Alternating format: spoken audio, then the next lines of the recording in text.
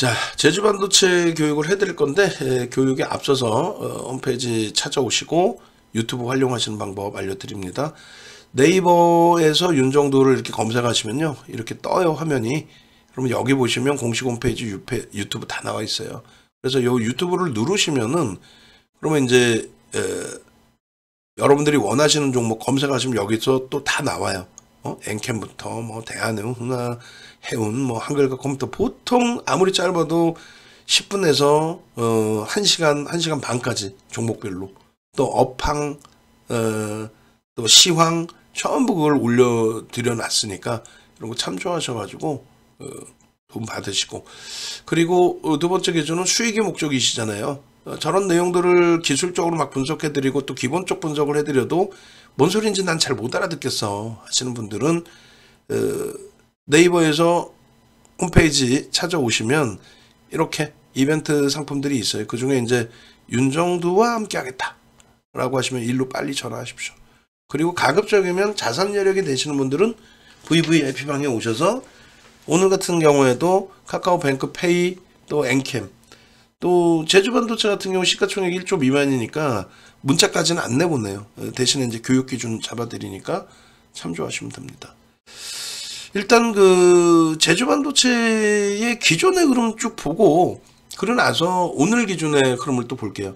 22,000원 훌쩍 넘기고 나서 이제 흐름인데 최고가가 22,000원이네요. 그죠? 22,000원. 그 다음날 또 찍었나요? 넘겼나요? 어찌됐든. 우리는 이 제주반도체가 이제 12월 달에 그 검색기에 9,100원에 포착이 되고, 그리고 그때 기준이면 뭐 시가총액이 지금보다 더 낮은 상태잖아요. 포착되고 나서 변동성 확장될 때 이제 교육 위주로만 좀 설정을 해드렸는데, 이 컨센서스라는 게 뭐냐면요, 23년도 전망치, 24년도 전망치, 25년도 전망치, 이 기준이 뭐냐면 이 업체가 FN 가이드라는 업체가 각 증권사의 실적 전망치 뭐 이런 부분들 있잖아요. 코멘트 남기는 그거 내용을 다 FN 가이드라는 업체가 전부 모아서 그 평균치를 낸 거예요. 그걸 우리가 컨센서스라고 부르는 거예요. 평균치. 뭐 증권사마다 나온 그 전망치를 다 묶어서. 근데 제주반도체 같은 경우는 시장에서 핫하지만 결국은 메이저들이 관여하는 그런 큰 종목은 아니에요. 그러니까 사실상 윤정두도 마찬가지고, 또 시장에서 뭐 제주반도체 끝내줘요, 얘가요 어떤 종목이 이런, 그거는 진짜 여러분들께서 여러분들이 쓰신 증권사 혹은 포털 뒤지시면요, 증권사 보고서도 나오고 그리고 보도자료도 나와요. 근데 보도자료라는 거는 말 그대로 회사에서 보도자료를 내는 거. 아니 공정공시가 있는데 왜 보도자료를 내냐 이거야. 그러니까 공정공시도 의무공시가 있고 그 다음에 자율공시가 있고 이렇게 여러 가지가 나뉘어져 있거든요. 근데 공시를 잘못 때리면은 그 크게 벌점을 맞으면 문제가 생깁니다. 심각한 경우는 퇴출까지 돼요.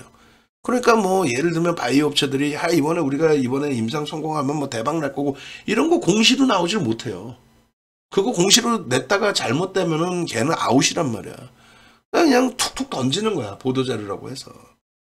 그러니까 그런 거를 다 경험해보고 감당해보고 했어야 되는데, 그게 안 된 친구들이 방송 나와서 자꾸 뭐 이게 끝내줘요, 뭐가 끝내줘요, 시가총액 개뿔도 없고 증권사 보고서도 거의 나오지도 않고 또 보도자료도 거의 없는 종목인데 지들이 그 회사가 좋은지 어떻게 알았냐고. 심지어는 SBS 비즈 같은 경우도 윤정두가 한용위를 그렇게 가르치지 않았거든요. 무슨 얘기냐면 한용위가 2015년 16년 윤정두 밑에서 배워갖고 나갈 때에 그거 하나는 배웠지. 맨날 계잡주 하다가 그러지 마라. 대형주 위주로. 진짜 네 돈이면, 또 네 가족이면, 네 지인이면 그런 계잡주에서 그렇게 결국은 쪽박 차고 나가는 거, 그걸 그렇게 하면 되겠니? 근데 이 히트 치고 싶은 게 그러다가 이제 결국은 대형주로 해서 마케팅해도 되는구나. 그러니까 마케팅만 배워간 거죠. 결론적으로 뭐 기업 탐방해가지고, 아니 지가 뭔데 기업 탐방이야. 증권사 애널이 가도 기업 탐방 잘 공시 내용 이외에는 알려줄 수 있는 게 없는 거예요. 몰래 너만 하세요, 대박 뭐가 있습니다. 그랬다가는 그건 불법이거든. 그게 2000년 중반에 완전히 철퇴를 맞고 없어졌어요. 2000년 초중반만 해도 막 꼬맹이들 방송 나와가지고 기업 탐방해가지고 제가 기업에 가서 정보를 듣고 왔는데 그거 불법이거든. 지금은 아예 그거 하지도 못해. 근데 SBS 비주에서 우리 한용이가 기업 탐방 50군데 100군데 이런 화끈한 막그냥 거기서 무슨 정보를 얻으면 불법이란 말이에요. 결론은 자 정리를 싹 해드리면 제주반도체에 대해서 증권사나 메이저 쪽에서 어떤 뭐 보고서를 내준 게 없어요. 코멘트들은 나온 게 분명히 있을 거예요. 제주반도체 뭐 앞으로 성장이 어쩌고 저쩌고. 근데 공식적으로 전망치 가격이나 이런 게 내준 게 거의 없는 거예요. 그래서 FN가에 평균치가 나오질 않는 거예요. 잡히질 않는 거예요. 그게 2차 전지 같은 경우에도 많이 그래요.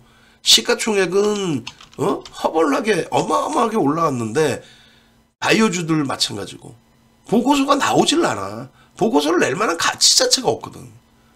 뭐 제주반도체 가치가 없다라는 게 아니라 데이터가 없어요. 그렇다고 아예 코멘트가 없냐? 그렇진 않아요. 보도자료 뒤져보시고 하시면 포탈에도 뒤져보시면 뭐 일반적으로 이제 대형사보다는 중소형 증권사 스몰캡 쪽 친구들이 분석을 이제 코멘트 달아놓은 것들이 있어요. 그러니까 말 그대로 막말로 매출도 뭐 전망치가 제한적이고 이런 종목을 방송에 갖고 나서 이게 뭐 펀드멘탈적으로 끝내준다라는 식으로 얘기했다면 큰일 나죠. 저평가 상태 종목이 아니란 말이에요. 그래서 철저히 이런 종목은 저평가가 아닌데 왜 들어가냐. 아니 저평가인 종목만 들어가. 2차 전지 어떻게 매매했어? 제약바이오는 어떻게 매매했었어요? 카카오페이뱅크는 어떻게 매매하나? 그냥 시가총액이 커서? 카카오페이 고점 대비 80% 이상 밀렸어요. 고점 대비. 이런 종목의 기준은 결국은 대주주 지분도 15%뿐이 없어요. 대주주 지분도 15%뿐이 없는 거를 방송 나와서 윤정도도 까불대면서 제주반도체 대박 나셨죠? 이러면 안 돼. 그러니까 지금부터 들으시는 내용은 펀더멘탈 외적인 요인이다. 그래서 이 내용에 대해서도 우리가 요거 있죠. 요거 한번 올려드릴까요? 진짜로? 이 내용? 이거 한 페이지 가지고 1시간 녹화한 게 있어요. 그것도 유료 강의에서. 이걸 가지고 1시간을 녹화해드렸다고. 윤정도 발바닥 밑에도 못 오는 걸 여러분들이 과금해가지고 듣고 있는 전문가라는 친구들이 기술적 분석할 줄 아는 애가 우리나라에 몇 명이나 있어요. 방송 나오는 유료 전문가 중에 기술적 분석할 수 있는 사람은 없어요. 거의. 그냥 주란하고 놓고 이게요. 안 돼. 제대로 배우셔야 돼요. 증권사 임직원 교육 들어간 파생 교육 들어간 사람은 우리나라에 3명뿐이 없고 전체 주식 기술적 분석 교육까지 들어가는 사람도 손가락 안에 꼽고 없어요. 제대로 배우세요. 이것도 지금 생각난 김에 농담이 아니라 올려드릴게요. 여러분들이 공지사항에 보시면 그런 내용들이 무지 많아요. 그냥 뭐 마케팅 하려고 이런 내용을 얘기합니까? 이것도 마케팅이지. 고가 마케팅 될 수가 있겠죠. 고급 마케팅이. 공지사항 보시면 여기 제주 반도체 다 들어가 있어요. 예전에 녹화한 것까지 싹 지우지 않고 또 KBS 머니올라에서 진행해드렸던 또 금리 환율, CPI, PPI, 뭐 유가 이런 부분에 대해서 거래대금에 대해서 그리고 요거입니다. 요거 지금 올려드릴게요. 농담이 아니라 기억날 때 올려드려야지. 그렇게 해서 저거 한 장을 가지고 저 한 장을 가지고 말씀드렸잖아요. 1시간을 넘게 교육을 해드립니다. 그걸 여러분들이 그 교육을 이거 원래 유료 교육이라니까요. 농담이 아니라 들으셔야 돼. 저 한 장을 가지고. 그래서 이게 얼마나 중요한 건지 제가 오늘 기준에서는 이걸 1시간 할 수는 없으니까 짧게 끊어서 말씀을 드릴 거예요. 그리고 저 자료 부분의 내용을 잠시만요. 같이 올려드려야죠. 그래야 이제 저 한 장이 얼마나 중요한 내용인지에 대해서 생각을 하실 수 있으니까. 수급 펀더멘탈적인 부분, 그러니까 기술적 분석과 기본적 분석으로 나뉘어요. 그 다음에 랜덤워크 이론이라는 거는 아니 어떻게 분석을 할 수 있냐, 뭐 점쟁이도 아니고 그건 불가능하다, 불가능하다 이렇게 이 기준을 잡는 거란 말이죠. 결론은 랜덤워크 이론이라는 거는 그건 분석 자체가 안 된다는 거니까 그걸 빼고 우리가 흔히 사용하는 게 기본적 분석과 기술적 분석인데, 여러분들 아시다시피 기본적 분석은 기업의 내재 가치입니다. 내재 가치의 평가 부분에 있어서 지금 뚜렷하게 검증할 수 있는 게 없어요. 분석 내용이 제대로 나와 있는 게 없단 말이에요. 그러니까 말 그대로 보도자료, 그냥 뭐 회사에서 일반적으로 뿌리죠. 회사에서 막 뿌려둔 거야. 주가가 지금 한 400% 올랐나 그랬죠. 대주주 15%야.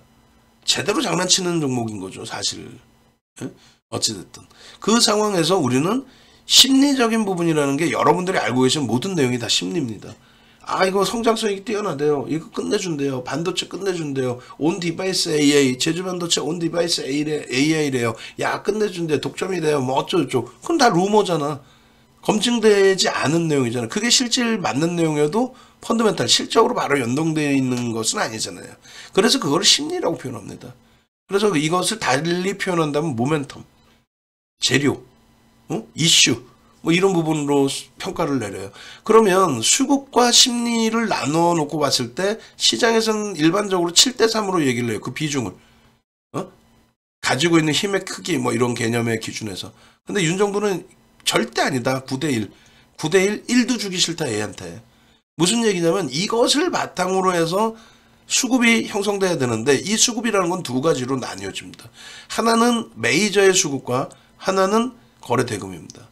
그러니까 메이저의 수급이 매수 매도 뭐 공방을 할 수도 있겠지만은 순매수 기준에 메이저의 순매수, 외국계 기관 투자자 혹은 국내 기관 투자자 쌍끌이면 더더욱 좋죠.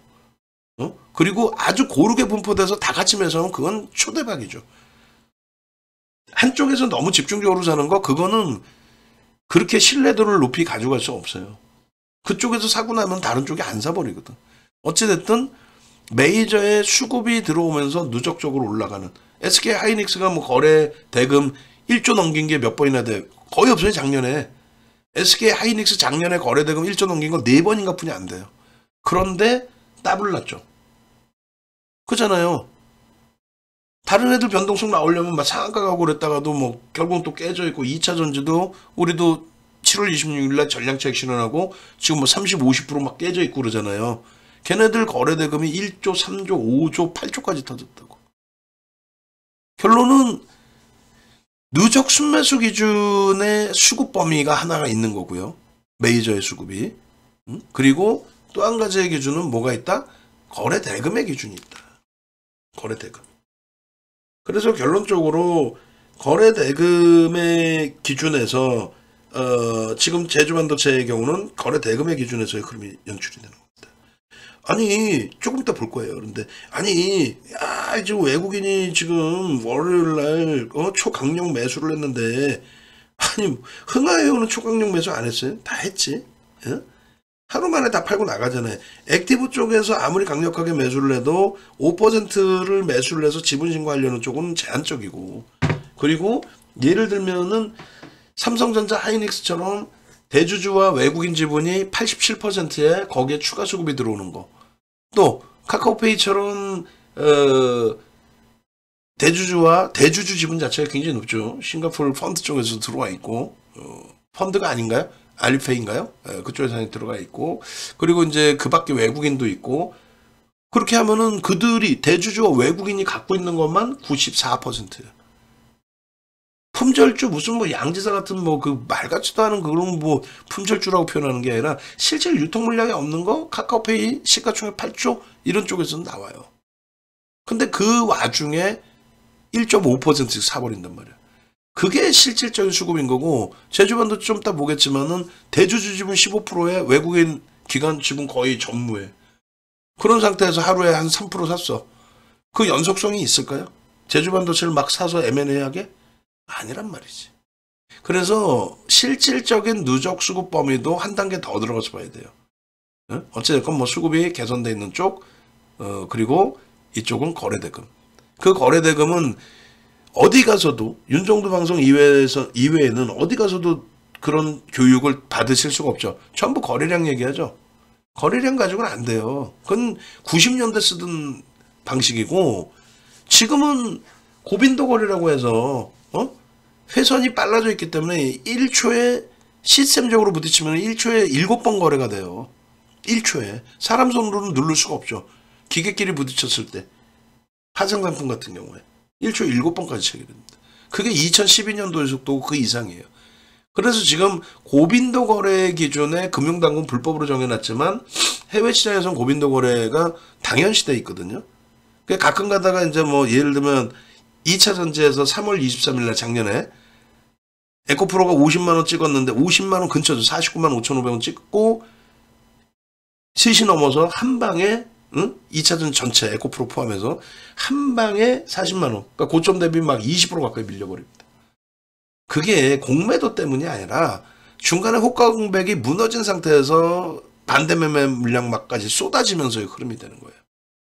결국은 그 40만원까지 왔다가 12거래일 만에 82만원 찍죠. 시가총액이 13조에서 20조가 넘어가는 거예요. 12거래일 만에. 그러니까 그런 걸 하여간에 다 따져줘야 돼. 결론은 수급의 범위는 뭐다? 메이저들의 순매수의 기준 혹은 거래대금 혹은 둘 다. 우리는 그래서 둘 다 포함된 것에 대해서 굉장히 강력하게 들여다봅니다. 결론적으로 온디바이스 AI 같은 경우에는 뭐냐면 온디바이스 AI는 지금 2022년도 11월 달에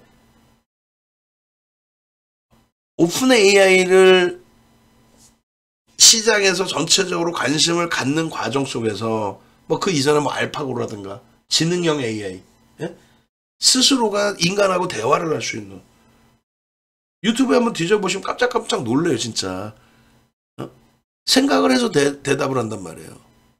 사실. 그래서 그 부분이 50년대부터 AI라는 단어를 썼었고 인공지능에 대해서는 계속 뭐 진행을 했었는데 22년 11월 달에 이제 오픈 AI 진행이 되면서 야 과연 이게 이제 진짜 실생활화가 될까라는 그 의구심이 좀 있었죠 여전히. 그런데 그게 이제 생성형 AI 쪽에 관련해서 엔비디아의 GPU 그래픽카드 고사양 그래픽카드가 이제 필요한 상태가 되는 거고 그 엔비디아의 실적이 지난해 5월 24일 장 마감 이후에 나오는데 예상치를 조금 넘어선 거예요. 어마어마한 건 아닙니다. 근데 이제 검증이 된 거죠. 이제 실적 검증이 되고 생성형 AI를 현실화하기 위해서는 실생활에 갖다 붙이기 위해서는 진짜 그 한 대당 5천만 원, 6천만 원씩 하는 엔비디아가 만들어 놓는 GPU 그것이 필수적으로 필요하다. 그게 작년 5월 24일 날 엔비디아 실적 발표 나오면서 확인이 된 거예요. 그렇게 되면서 그 당시 시가총액 1000조 우리나라 원화로 환산했을 때 시가총액 1000조 삼성전자가 그 당시 400조가 안 됐을 거예요. 그러면은 2.5배 삼성전자 2.5배 되는 애가 엔비디아가 갭상승 26%에 29%까지 올라갑니다. 그리고 그 갭이 메꿔진 적이 없어요. 그게 작년 5월 25일에 그때부터 하이닉스가 날아가서 같이 똑같이 가는 거예요. 왜? HBM 엔비디아의 GPU를 팔기 위해서는 HBM이 필요한 거란 말이에요. HBM 반도체가 무조건 필요한 거예요. 그거에 이제 2013년부터 SK 하이닉스가 반도체 HBM을 만든 거고 삼성전자는 야 그게 돈이 될까 하다가 안 만들었던 건데 기술력이 원체 좋으니까 이제 지금 거의 다 따라붙어 있어요. 그 상태의 기준인 거예요. 그래서 뭐 수요가 넘칠 거냐? 아니야. 공급이 넘칠 거냐? 아니야. 수요가 넘칩니다. MS사가 지금 애플을 넘어서서 시가총액 1위를 탈환했죠. 근데 이제 MS사의 기준에 시가총액 1위로 올라섰는데 엔비디아가 직접 볼까요? 엔비디아를 보시면은 여러분들이 뭐 오늘 날 잡아서 반도체 쪽의 기준도 같이 보는 거니까 저 친구가 뭐 실적이 있든 없든 자 보겠습니다. 미국 시장의 시가총액 이제 1위가 바뀐 거죠. 누굽니까? MS사가 1위입니다. 시가총액. 얘는 이제 사상 최대치 고점을 넘기고 10% 이상을 들어 올려 놓으면서 시가총액이 글로벌 시장 1위까지 올라온 거예요. 글로벌 시장 원래 1위가 애플 그리고 사우디 아람코였어요. 그게 작년 재작년까지도 계속. 근데 그게 이제 마이크로소프트사가 1위로 올라섰고, 그 다음에 이제 애플이 얘도 신고가를 냈어요. 냈는데 고수준에 한 10% 들어올렸다 고수준이고, MS는 그 위에 있는 거고요. 이렇게 해서 1, 2위입니다. 이게 1, 2위고, 그 다음에 이제 그 사상 최대치 고점을 넘긴 건 얘네 두 명이에요. 그리고 시가총액 3위 알파벳 52주 신고가 랠리, 그 다음에 시가총액 4위 아마존, 시가총액 4위 아마존, 그리고 얘도 52주 고가 랠리, 그 다음에 시가총액 6위 메타, 메타 플랫폼 페이스북. 여기도 이제 사상 최대치 얼마 안 남았죠. 근데 사상 최대치를 넘긴 건 두 개잖아요. 그래 테슬라 같은 경우가 얘는 52주 고가 자체가 안 돼요. 잠깐 반등 났다 박살인 거야. 얘는 2020년도에 바이든 대통령의 친환경 기준에서 예전에는 신재생 에너지였는데 갑자기 뜬금없이 전기차에 꽂혀서 이쪽에 지원을 해주다 보니까 미친 듯이 날아간 거지 사실. 그럼 시가총액 지금 5위는 누굽니까? 얘 지금 8위까지 밀려 있어요. 8위에서 또 떨어졌나 모르겠어요. 시가총액 5위로 치고 올라온 건 누구예요? 엔비디아입니다. 얘는 사상 최대치, 아까 1, 2위 두 개라고 그랬잖아요. 얘는 사상 최대치라고 얘기하기도 그 자체로 훌쩍 뛰어넘은, 여기서부터 50% 가까이도 올라온 거예요. 50%. 말씀드린 이 엔비디아의 실적 범위의 기준이 이거라니까요. 이게 여기가 1000억이었어요. 1000조. 우리나라 그 환산했을 때 1000조. 이게 26% 올라오고 29%까지. 여기서부터 하이닉스가 날아간 거예요, 같이. 필요하니까 반도체가. 그러면 HBM이 하이닉스의 D램에서 차지하는 비중은 16%뿐이 안 돼요. 고마진이어서 그런 거지. 삼성전자는 8%뿐이 안 되고. 근데 이 엔비디아가 이렇게 올라가다가 주춤거렸단 말이에요. 올라가다가 두 번 두들겨 맞죠. 시장 영향도 있지만. 결론은 이때 두들겨 맞아서 다시 돌린단 말이에요. 이때 기준에 잘 기억하셔야 돼요. 11월 달에, 작년 11월 달에 시가총액 3위, 시가총액 그 당시 2위 MS, 그 당시 2위 MS와 시가총액 3위 알파벳이 실적 발표가 나오는데요. 알파벳이 실적이 예상치를 조금 뛰어넘어요. 그리고 앞으로 성장성도 긍정적으로 해석이 돼요. 근데 그날 9% 급락합니다. 클라우드 사업 부분에 대해서 26% 성장이었는데 전분기가, 단기분기가 22%뿐이 안 나와서 이거 둔화되는 거야? AI 둔화되는 거야? 이렇게 좀 우려감. 그게 9%. 실은 뭐 차익 실현 부분도 나와 있는 부분도 있을 수 있겠죠. 근데 결국은 다 돌렸어요. 어찌됐건 돌렸고. 이때 얘기하는 거예요. 11월 달 이때 올라가다 한번 쭉 미끄러졌을 때. 그리고 MS사는요. 전혀 문제 없다라는 게, MS사는 클라우드 사업 부분에 대해서 긍정적인 인식을 해석을 바탕으로 해서 아마 11월 3일 날 실적이 둘 다 나온다 그럴 건데, MS사는 3% 강세로 끝났어요. 3% 강세. 그럼 결국은 뭐냐면 알파벳도 돌렸고 MS는 시가총액 1위까지 탈환했잖아요. 그러니까 MS 그리고 알파벳 그리고 아마존 그리고 메타, 우리나라 카카오, 네이버 전부 다 생성형 AI, 그것을 위한 서버 구축, 또 클라우드 부분, 이 부분에 대한 확장이 필요하다. 수요가 끝없이 증가하고 있다. 그래서 엔비디아의 흐름이 다시금 신고가를 더 강력하게 치고 들어올린 거예요. 검증이 된 거죠. 처음에 5월 달에 실적뿐만이 아니라 11월 달에 야 시가총액 1위부터 뭐 6위 메타까지 전부 다 뛰어든다. 거기에 알파벳이 AMD와 함께 같이 협업하겠다. 엔비디아 너무 비싼 것 같아. AMD, 인텔 서로 야 엔비디아가 이렇게 돈이 될 줄 몰랐는데 나도 뛰어들 거야. 그럼 공급 가행이 아니라 수요가 넘쳐난다니까요. 그 기준에서 추가적으로 올해 기준에 애플발 또 삼성전자발 온 디바이스 AI라고 해서 서버와 클라우드가 필요 없이 아니 모바일에 뭔 서버를 넣고 할 거야. 다이렉트로 모바일에서 구동이 되고 자율주행 자동차 내에서 자율적으로 구동이 되는 그 생성형 AI 부분의 확장 우리는 이 사업에 뛰어들까 막 삼성전자가 이제 막 공격적으로 유럽 쪽에 막 특허 내줘 뭐 액션을 취하고 그 특허 내주겠어요? 왜 독점적으로 주겠어요? 그거는 불확실하고 안 내준단 말이지. 독점이 아니잖아요. 결론적으로 이제 삼성전자, 애플 그쪽에 대한 온 디바이스 AI 부분에 반도체 업체들 대부분은 온 디바이스 AI하고도 연동이 돼 있어요. 제주 반도체만 저렇게 연동돼 있는 게 아니고 리노공업, HP, SP, 전부 다 연결이 돼 있어요. 근데 이제 제주 반도체가 온 디바이스 AI에 뭐 대박이에요. 그러니까 2차 전지 금양 같은 케이스의 기준도 되는 거예요.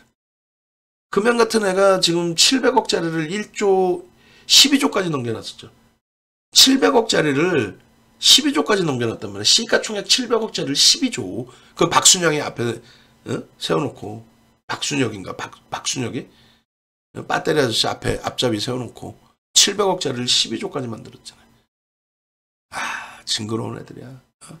하여간에 뭐 제주반도체가 꼭 그렇다라는 기준보다도 과학이 올라왔어요. 과학이 올라왔는데 시세를 계속 뭐 누군가가 잡아 끌어제끼는데, 지금 온 디바이스 AI는 얘뿐만 아니라 전체라니까.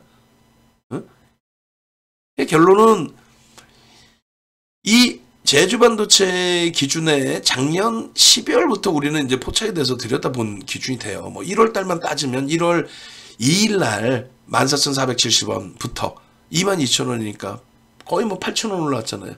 그럼 얼마야? 60%? 그죠? 결론적으로 12월 18일 날 제주반도체 상한가입니다. 이렇게 돼 있잖아요. 12월 18일 날.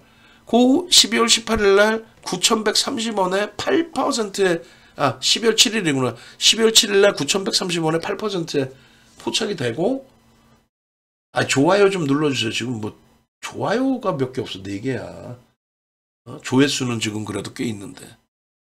결론적으로 12월 7일 날 8%에 포착이 돼서 9,130원에 8일 날 이렇게 1,190원에 포착이 돼서 16.36% 추가적으로 올라오고 상한가 이날. 그리고 12일 날 추가적으로 12월 12일입니다. 또 움직여. 그러고 나서 한동안 거래가 없었죠. 12월 12일 이후에 거래가 둔화됩니다. 이게 뭐 시장 뭐 단기과열 지정 예고였는지 뭐 뭔지는 모르겠어요. 근데 하여간에 거래가 둔화됩니다. 둔화되고 있다가 거래가 다시 터진 게 올해 1월부터 터진 거예요. 올해 1월. 그 1월부터 터진 거는 뭐 여러 이유가 있겠습니다만, 삼성전자 하이닉스에서의 랠리가 나오고, 그러니까 하이닉스부터 랠리가 나오고, 삼성전자도 52주 고가 뚫고, 그 과정에 한미반도체, HPSP, 주성엔지니어링, 하나마이크론 다 신고가 랠리가 나왔고, 거기에 이제 리노공업, SFA 반도체, 고용, 뭐 신택, 대덕전자까지 한 바퀴 다 돌았고, 그러고 나서 이제 이 1월 들어서는 대형주가 못 움직일 때 제주반도체뿐만 아니라 반도체 이름 들어간 거 상당히 많이 움직였죠. 뭐 어쨌든 올해 기준에 우리 쪽의 IT에서도 지금 눌려있긴 합니다만 신고가 계속 냈던 게 이제 리노공업, SFA 반도체, 고용 신고가 찍고 다 눌린 거잖아요. 그 순환성의 흐름의 기준도 해석해서 놓고 보실 수 있어요. 결론은 거래 대금입니다. 거래 대금이 이제 형성되느냐예요. 거래량은 아무 의미 없어요. 그래서 1월 2일 날 시가총액이 1조가 안 되는 애가 1조 넘는 종목이 250개 가까이 된다 그랬잖아요. 250개 가까이. 1조가 안 되는 애가 거래 대금 4위까지 올라온 거예요. 속된 표현으로 미친 거지. 그러면 윤정도 검색기에서는 검색이 될까 안 될까? 무조건 검색이 됩니다. 윤정도 종목 검색기에 종목이 많이 나오는 게 아니에요. 특히 S 시가총액 3천억 이상 1조 미만짜리에는 종목이 요즘에 거의 안 나와요. 작년보다도 안 나와. 지금 고쳐놓을까 하는데 안 고쳐놓고 있어요. 왜? 시장에 대한 그 지수, 시장 지수에 대한 강력한 시세 분출을 예측하고 있기 때문에. 그럼 뭐 1조 이상짜리에서 어마어마한 수익을 다 잡아낼 수 있는데 또 그래 왔고 지금까지. 근데 굳이 1조 미만까지 볼 필요가 있을까 해서 S의 수식을 안 바꿔놓고 있어요. V의 수식은 전부 바꿔놨어요. 작년 4분기에 싹 다 바꿨습니다. 그렇게 돼서 이제 에코프로 머티리얼즈, 두산 로보틱스, 포스코 DX 이런 애들이 다 잡히는 거예요, 지금. 다 잡아도 다 수익이잖아. 그 제주반도체 1월 2일 날도 14,470원에 포착돼서 상한가가 아니죠. 17% 포착된 가격 대비. 그리고 1월 3일 날 또 거래대금이 몇이? 7위. 또 포착이 되죠. 17,000원, 22,000원 같다고. 또 1월 4일 날 거래대금 2위. 얼마가? 22,000원 같다니까. 18,000원이 아니 22,000원. 2950원 아니에요. 실질적으로 보시면 19,980원에 포착돼. 어? 얼마 같다고? 7.95%더 올랐네. 이 가격 대비. 이게 22,000원 간다니까요. 1월 5일 날 거래대금 7위. 또 이날도 꼬리 달고 내려왔겠죠. 변동성 나오고. 8일 날도 거래대금 13위. 9일 날 거래대금 2위. 그러던 것이 9일 이후에 10, 11, 12 수, 목, 금 거래가 둔화돼 있던 거죠.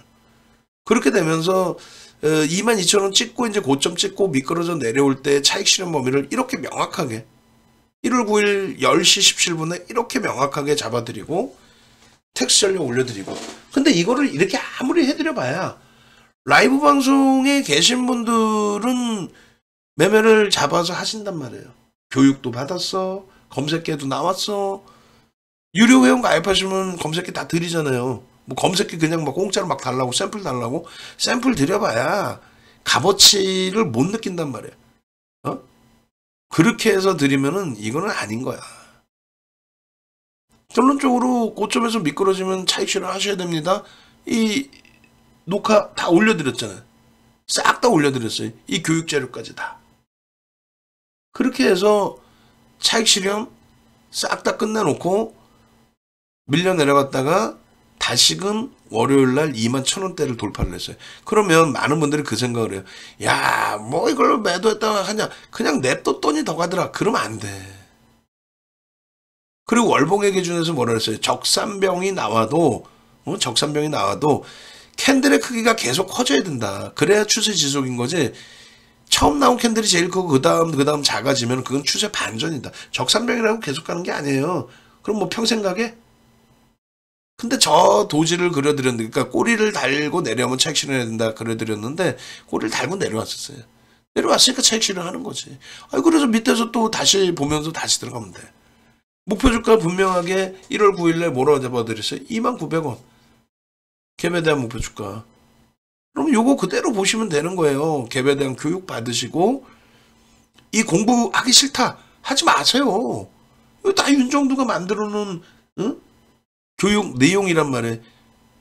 시중에 나와 있는 거 윤정두가 훔쳐온 내용이 아니라 윤정두가 만들어 놓은 내용.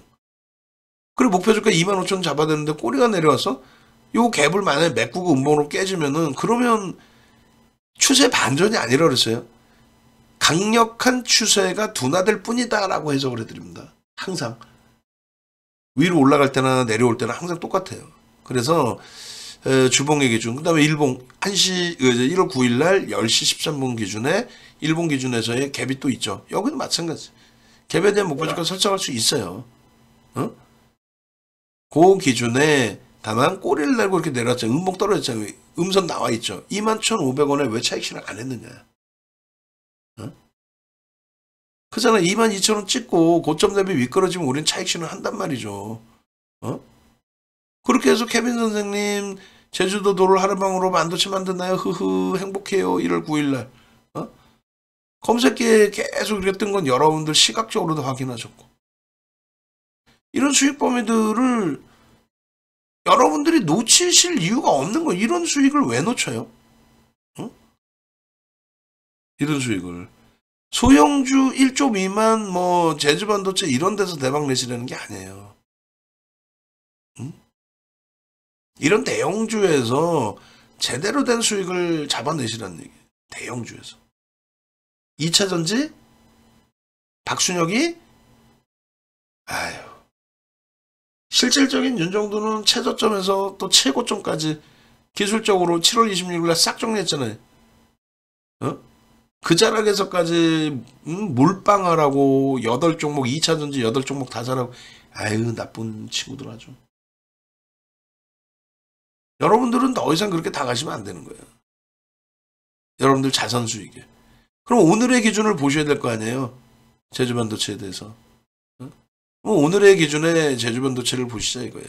반도체 업황이 좋으면 계속 가겠느냐? 그건 아니에요. 지금 과열이죠. 10월 이후에 주가가 440% 올랐어요. 10월 이후에. 그러다 보니까 이런 종목 하나 잡기 위해서 동전 줍니다. 뭐 이런 ARS 하는 애들 보면은 인간 같지도 않은 것들이. 그 인간이 그게 동전 줍니다. 동전 주사세요 하는 게 나쁜 놈들 아주. 그런데 현혹되지 마시고 얘도 마찬가지입니다. 지금 오늘의 기준에 주식수가 3,440만 주짜리잖아요. 대주주 지분이 15%뿐이 없어요. 이거 심각한 거예요. 사실은 강력하게 위험 고지를 먼저 해드리는 거예요. 대주주 지분이 15.7일 뿐이 없어요. 유통 물량이 다라는 거예요.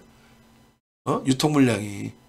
그러면 외국인이 오늘 130만 주를 샀으면 얼마를 산 겁니까? 3,400만 주에 대략적으로 3%, 4%에 달하는 물량을 산 거예요. 4% 가까이. 그러면 이 외국인의 실체가 뭘까라고 했을 때 과연 좋아서 끝까지 가져가려고 매집을 했다? 저는 그렇게 보여지지가 않아요. 뭐 저도 예단할 필요는 없지만 매집을 했다 이렇게 보여지지는 않습니다. 대주주 지분 15%좀 심하게 표현하면 주인도 없는 회사 아닙니까 솔직히. 그렇게 좋으면 자기들이 대주주가 더 사야지. 15% 갖고 경영권 방어 되겠어? 메이저들은 왜 안 사는 거야? 외국인 기관들은. 여러분들이 좋다라고 다 알고 있고 방송 나오는 유료 전문가들이 이거 좋아요 라고 얘기하는데 왜 메이저들은 이걸 모르겠냐고. 그러니까 철저히 기술적으로만 대처를 해야 된다.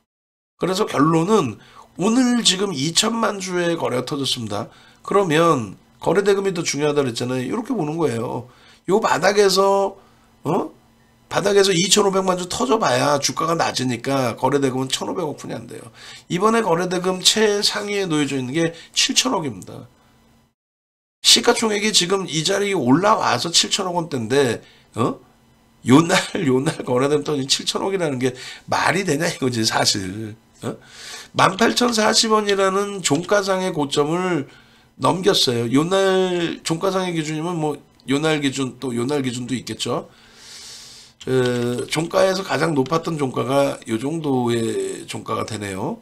그래서 19,860원 그 종가의 기준을 넘겼습니다. 넘겼기 때문에 지금 현재 사상세대치 고점으로 들어 올려졌다라고 해석을 해도 돼요. 그리고 그것을 들어 올린 게 누가 들어 올렸어요? 그걸 들어 올린 게 일단 어떤 성향일지 모르지만 외국인이 들어 올렸죠. 외국인이 들어 올렸습니다. 그러면 이 외국인의 특징은 뭐냐면요. 잘 보세요. 오늘 프로그램 쪽의 매수가 매수 이거 한 명이라고 보시면 안 돼요. 수많은 외국계 기관 투자자, 국내 기관 투자자가 있는데 물론 이제 얘는 그렇게 수많은 쪽이 접근하지는 않아요. 그러니까 이제 특정한 곳 액티브 쪽에서 들어오고 이제 나머지 일부가 또 따라서 매매를 일부 할 텐데 어찌됐든 간에 320만 주에 450만 주 매수잖아요. 그죠? 320만 주 매도에 450만 주. 그래서 순매수가 프로그램 130만 주, 그 프로그램 순매수 130만 주가 그대로. 그리고 매도의 기준도 보시면 잘 보세요. 매도가 프로그램 쪽에 319만 5천 주인데 얘 거의 외국인들 쪽이 다 돼 있죠. 기관들은 관여조차가 없다라는 거예요. 그러면 이거 액티브 한 군데서 들어왔다고 봐도 이상할 게 없어요. 뭐 그잖아요. 기관 관여도 안 했어. 매도가 없어. 그리고 매수의 기준은요. 순매수의 기준 말고 장중 거래 매수의 기준에 450만 주 외국인이죠. 기관 없어요. 관여도가 없어요. 그러면 외국인 이걸 뭐 검은 머리 외국인 표현하는데 그걸 의미를 제대로 아셔야 돼요. 검은 머리 외국인이라는 거는 예를 들어서 이런 겁니다. 윤정두가 일본에 5년 유학 갔다 왔는데 어릴 적에. 근데 거기서 친구를 사귀었는데 그 친구가 지금 운영사를 하고 있어. 혹은 자문사를 하는데 1인명이야. 라이선스가 있잖아요. 그 라이선스 있는 그 친구한테 야 한국에 그냥 외국인이 들어와서 매매한다고 외국인으로 잡히는 게 아닙니다. 외국인이라는 건 엄밀히 얘기해서 외국계 기관 투자자인 거고 최근에는 그냥 기타 외국인이라고 표시를 해줘요. 그게 뭐냐면 여러분들이 아시는 그냥 와타나베 그리고 뭐 스티브 형 이게 다 기타 외국인이야.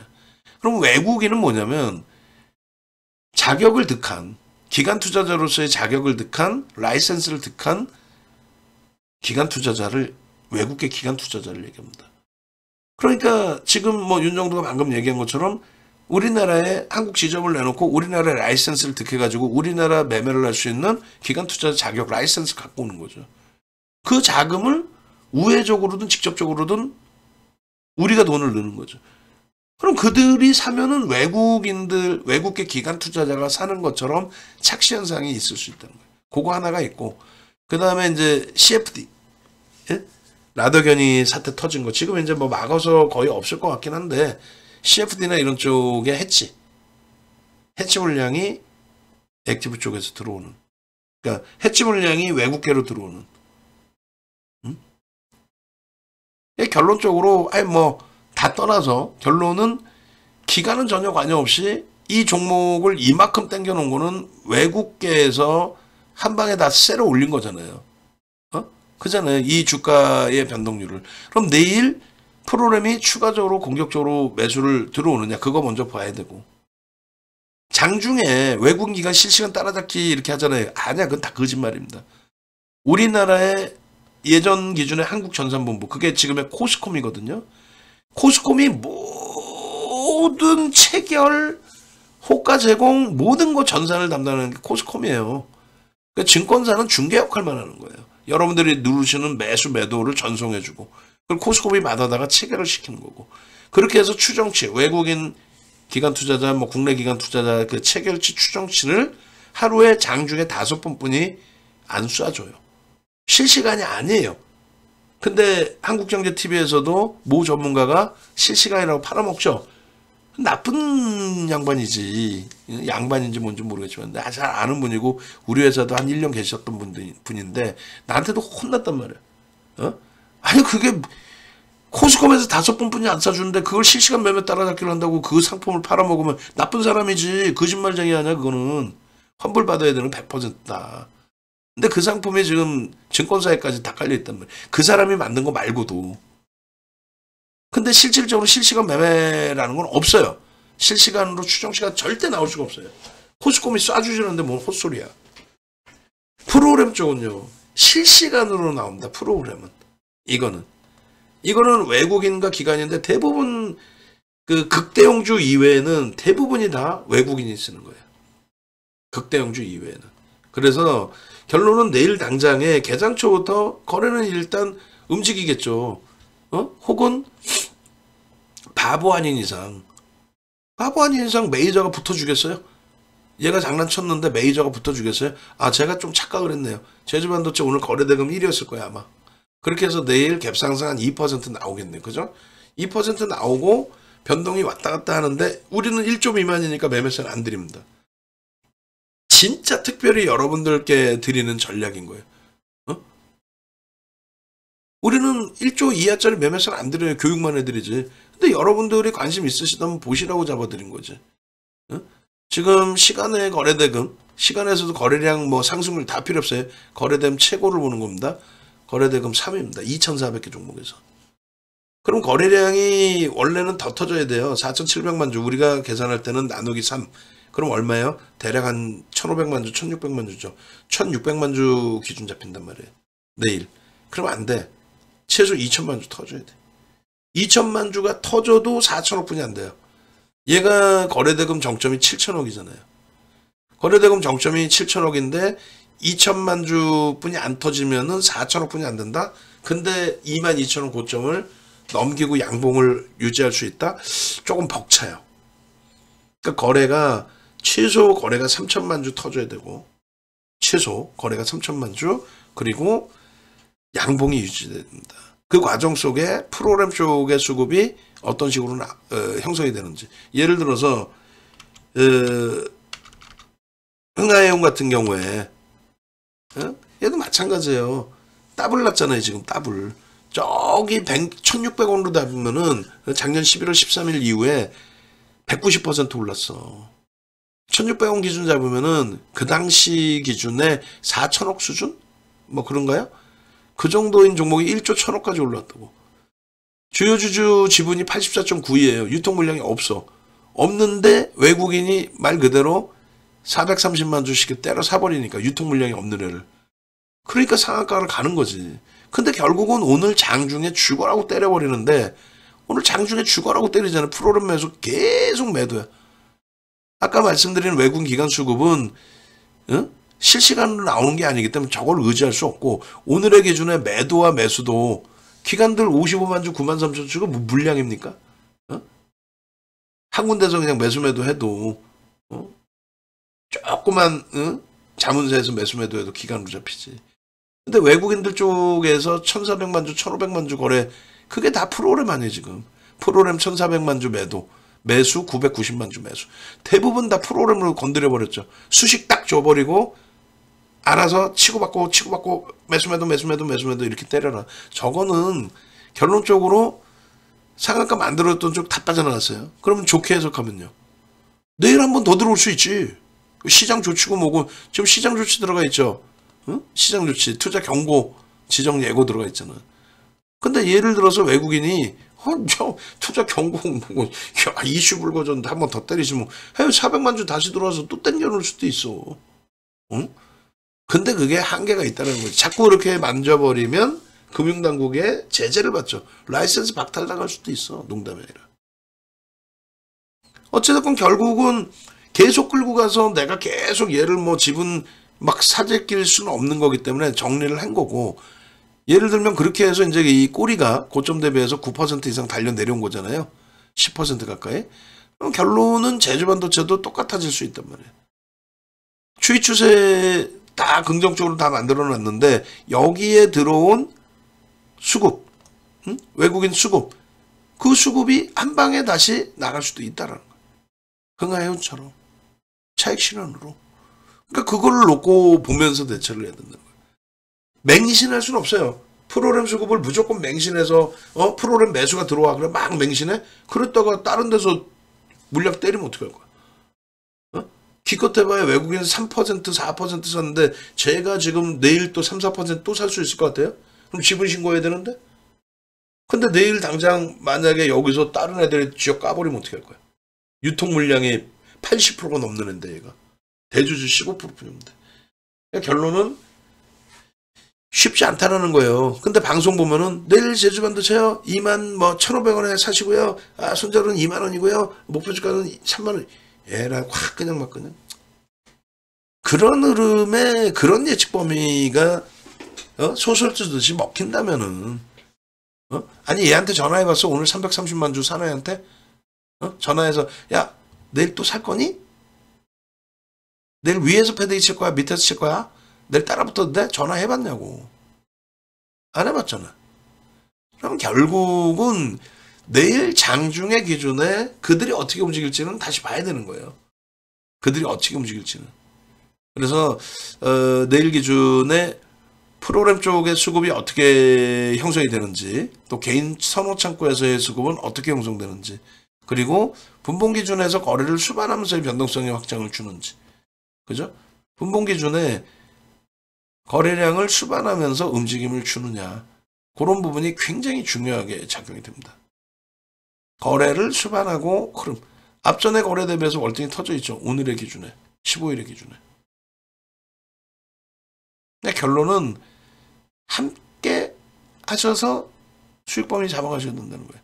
그러니까 내일 기준에 뭐 이런저런 별의별 시나리오를 다 꾸릴 수가 있는데 결론적으로 지금 일봉 기준에서 또 주봉 기준에서 월봉 기준에서 절대 나쁘지 않다. 월봉 캔들이 계속 커져 있는 상태잖아요.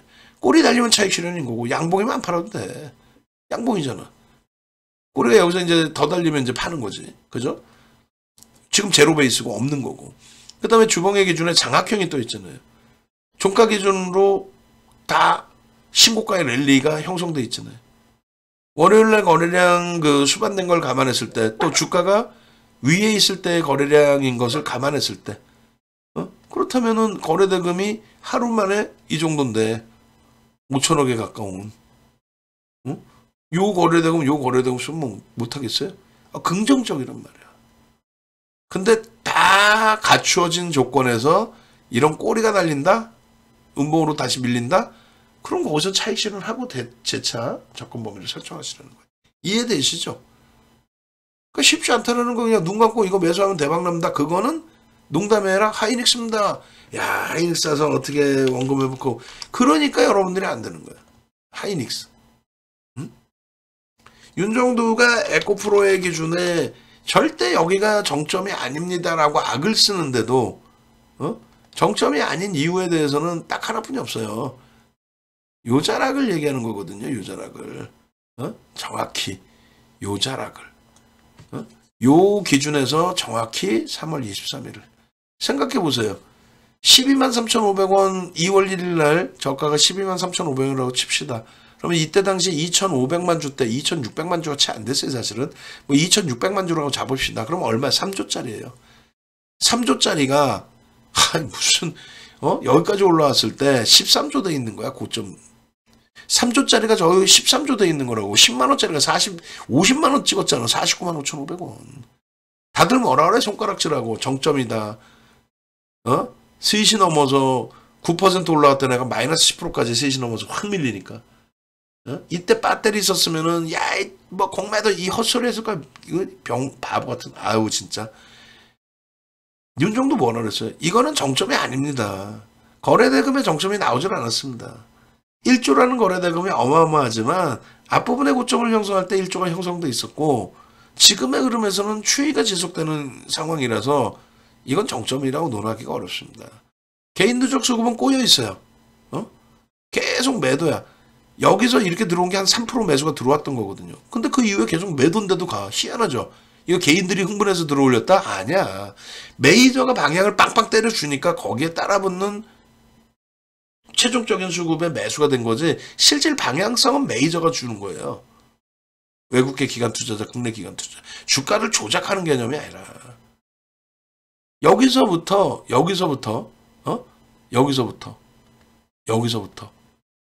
12거래일 만에 따블이 납니다. 40만 원까지 밀렸잖아요. 그죠? 40만 6,500원까지.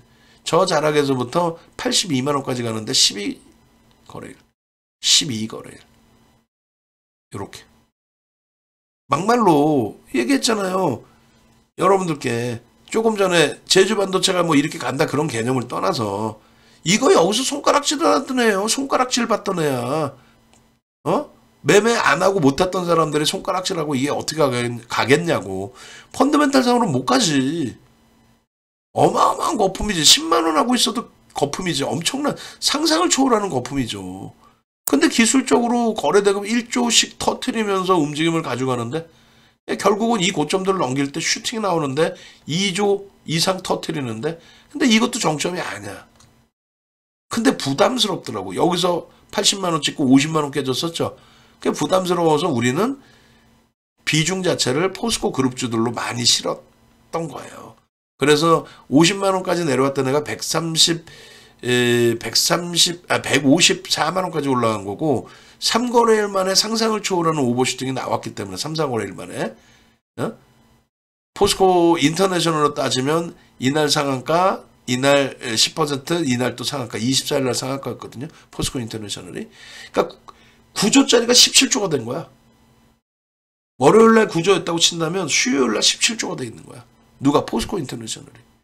그리고 포스코 홀딩스가 하루에 거래대금 4조 터지고 그 다음에 26일 날 8조가 터지고 이런 윗골이 음봉이 떨어진 거예요.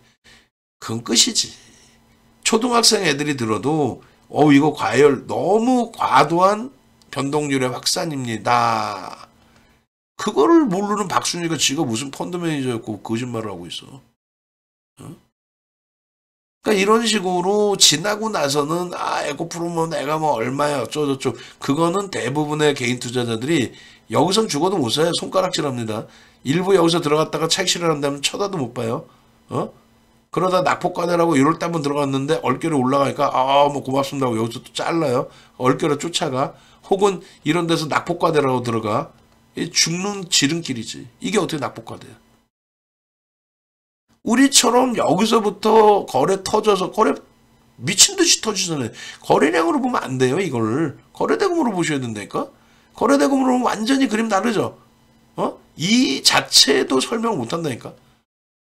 아, 한국경제TV에서 박한샘이 보면서 깜짝 놀라가지고, 거래가 없어야 주가가 폭등이 나온다. 이런 정신 나간, 매집이 돼서 거래가 없는 거래. 이런 정신 나간.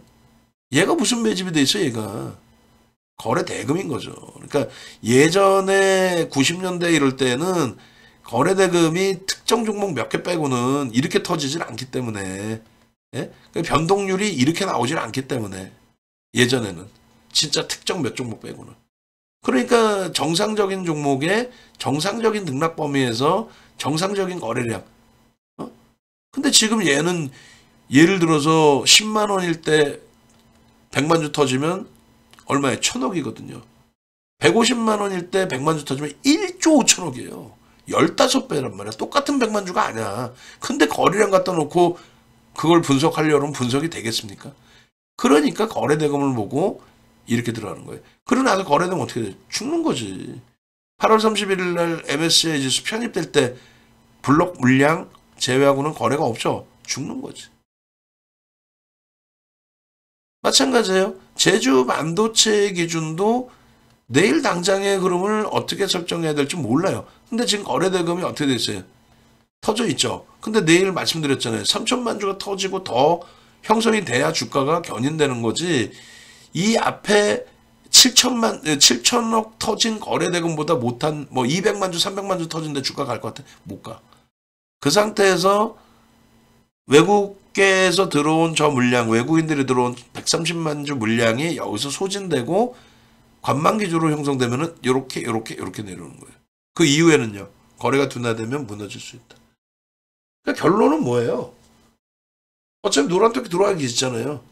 그러니까 윤정두가 올려드리는 검색기 캡처해서 올려드리는 거, 그리고 뭐 제주반도체 움직이면은 차익 실현하십시오. 뭐 이런 전략, 매수 사이는요. 아, 유료 회원하고 무료 회원하고 같나? 막말로? 아, 나 좀 살려주세요. 뭘 살려줘? 윤정두도 먹고 살아야지. 우리 직원분들은 뭐 윤정두가 땅 파서 월급 주나? 내일 모레 월급날인데 이제 20일 날? 정상적인 과금하시고 수익 같이 가져가세요. 네이버에서 윤정두 검색하셔서 유튜브 클릭하시면 어떻게 돼 있어요? 여러분들 원하시는 종목 다 녹화해놨어요. 10분에서 1시간, 2시간까지. 아니, 2시간까지는 아니다. 1시간 막 이상. 또 네이버에서 공식 홈페이지 누르고 들어오시면 이렇게. 그러니까 윤정두 상품은 이렇게 있잖아요. 여기. 예? 이렇게. 지금 전화지 지금. 내일 아침 돼서 또 급하게 막 우왕좌왕하지 마시고 지금. 그렇게 해서 내일 아침부터 수익 내셔서 좀 행복해 하셔야 될 거 아니에요. 행복해 하셔야 될 거 아니에요. 제주반도체입니다. 결론이 애매하다고요? 애매할 수밖에. 검색해서 9,100원에 떴을 때, 올 1월 2일 날 14,470원에 떴을 때, 그럴 때 왜 다 놓치시고. 그리고 내일도 마찬가지 검색해 뜰 수 있어요. 뜨면 또 들어가는 거야. 검색해 떴다라는 거는 윤정두가 설정해 놓은 수식에 맞아 떨어졌다는 거죠. 그죠? 제발 좀 수익을 내세요. 응? 나 좀 살려주세요. 뭘 어떻게 살려줘? 수익을 내드리면 되는 거 아니야. 내일 당장 한글과 컴퓨터 흥하해온 제주반도체 이런 종목으로 뭐 따블라고 싶어요. 바로 가입하십시오. 그런 종목 상한가 종목 얼마든지 만들어 드립니다. 다만 비중 조절만 잘 하시고 우리의 주력은 하이닉스, 현대차, LG화학 이런 쪽에 나 가입 안 할래. 안 하셔도 돼. 거짓말할 수는 없잖아. 그런 데서 하이닉스 같은 종목에서 더블 수익 내고 현대차에서 30% 수익 내고 LG화학에서 20% 손실 난 거 그쪽에서 다 가봐치고 그러고 나서 두산 로보틱스, 에코프로 머티리얼즈 이런 시가총액 7조, 14조 이런 종목에서 수익을 내야 수익인 거지. 카카오뱅크, 카카오페이 8조, 15조짜리 이런 데서 수익을 내는 거지. 22년 11월 11일 날 카카오페이 상한가, 카카오뱅크 28% 수익. 이 수익을 다 잡아먹어야 수익인 거지. 무슨 뭐 개뿔 소형주, 잡주에서 수익 내보신 적 있어? 우연찮게 한번 반짝했다가 그 종목으로 결국은 다 패가망신하고 있지? 정신 바짝 챙기세요. 응? 제대로 된 쪽에서 제대로 수익 내십시오.